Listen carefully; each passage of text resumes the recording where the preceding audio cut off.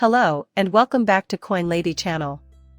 During the crackdown on terror financing, Warren accused former defense chiefs of refusing to budge.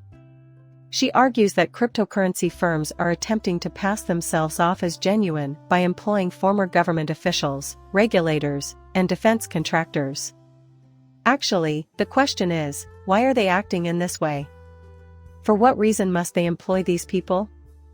Since the government refuses to write transparent legislation, as we witnessed with Ripple, whose defense team included former SEC employees who were well-versed in uncorking combat and handling every challenge thrown their way. They achieved a huge triumph in court, so it must have worked. Believe me when I say that Ripple would prefer it if the government simply made clear laws rather than spending $200 million to hire Italian representatives from the SEC to come over and defend them. Common sense tells us this. The problem she is making worse is the same one she is griping about. What we see is that crypto leaders are amassing massive war chests of $78 million for 2024, so she's going to have a tough time with this. Candidates who are in favor of cryptocurrency will face a deluge of attacks. For Relax, that's terrible news. They are similar to Elizabeth Warren in that their time is limited. Let me tell you something, Ripple has the financial wherewithal to spend $200 million on self-defense. This war fund has to be far larger, in my opinion. Right now. Maybe they're trying to hide the fact that they don't do it. But I feel like those figures should be far higher, considering all the crypto monsters. In the long run, it would end up saving you hundreds of millions of dollars. We can actually get things done if the rules are clear. Elizabeth Warren is the most hypocritical person in the world. She will likely change her stance and become pro-crypto at some point if the money starts pouring in from cryptocurrency. Interested in seeing how it turns out if she stays that long. You know, conventional finance and banks currently have no choice but to use her as a pawn. The signs are clearly visible to them. Their actions are visible to us. The incorporation of cryptocurrency into their operations is already underway and is only going to accelerate. Suddenly, we have this story out of Galaxy Digital's CEO and Spot Bitcoin ETF applicant claiming that we would receive this ETF prior to January 10th. He seems to be staring at the same item, if I were to guess.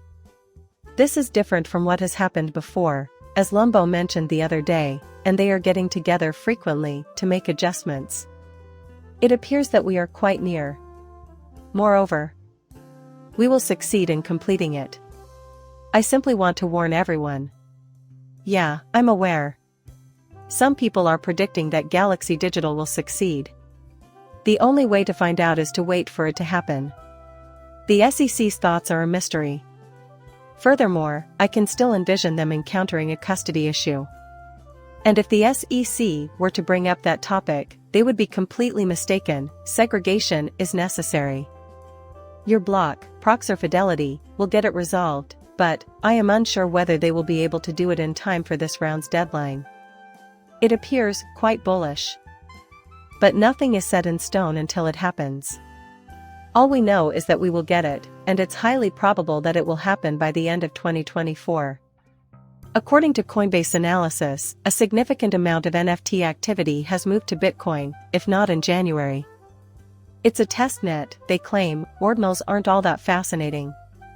What happens next is something we can't predict. As far as I'm aware, many Bitcoiners were opposed to ordinals. No, they preferred it not to be stored on the blockchain. It was pointless. That being said, it's quite popular right now. And I believe that with a permissionless blockchain, we should allow users to do anything they want with the technology as long as it doesn't compromise security. Although this might increase fees, it could be worth it if that is the intended use case for the blockchain. Isn't it more or less like a free market? Would you be interested in following its evolution as long as Bitcoin ordinals remain popular? When the bull run begins and Bitcoin and Ethereum get extremely crowded, I expect to see some of the activity on those two blockchains spread to the others. There are a number of fantastic chains available, and XRP, the ledger, now contains NFTs. There are a lot of Polkadot Cardano Solanas, and I believe that demand will spread there from gaming and other new activities. This section concludes with Charles Hoskinson stating, with all the talk about the Cardinals blocks being too full, I can't help but cheer. After years of hearing the ghost chain story, I finally got it. Utility and no use were just too busy. Would likely have you understand, this is one of those blockchains I had previously expressed skepticism about. And with good cause. Neither of them had smart contracts. This wasn't something that interested them. Framework completed. However, soothsayers like Nick Black foretold its arrival. Their work is commendable. You can hear it all the time, this is a front-runner in the blockchain industry. Their work is very remarkable. Additionally, I found the roadmap to be quite helpful, and I applaud their focus on the long-term scalability of this blockchain, which I believe will yield enormous benefits in the future. Strange how it goes from being a ghost chain to being very busy. Everything is set. It's encouraging to see them succeeding in this area, and they'll take care of this sucker because it's built for scaling. Even though Charles has blocked me. If only he would unblock me so I could advise him not to cause them any more trouble in the future. Feel free to ask him to unblock jungling on Twitter if you're interested. I'd love to hear your thoughts on the matter. And, of course, like and subscribe are always appreciated.